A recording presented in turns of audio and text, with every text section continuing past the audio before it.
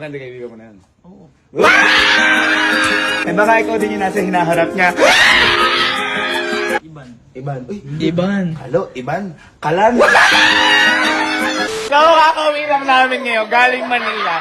At kanina kasi, bago kami pupuntang Maynila, may nahuli kami. Pero napakatindi nang nangyari. Kasi, si Kodja kanina hindi kasama. Kasi meron daw siyang gagawin sa school. Di ba may exam kayo? At saka may gagawin silang video. So, kailangan niyang, syempre, unahin yung pag-aaral. At si Kalo din, sabi sa amin, meron din siyang exam.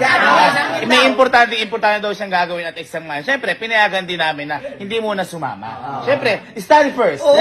Kaya kanina, nung papunta kami ng Maynila, bumili muna kami ng merienda. Bumili kami ng turon. Ngayon, nung habang bumibili kami ng turon sa daan, may nahuli kami. Eto na. Nahuli ba kayo nahuli? Huli.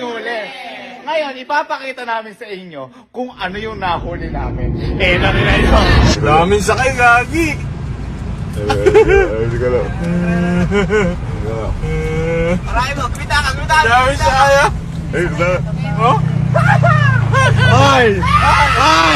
Ano yan?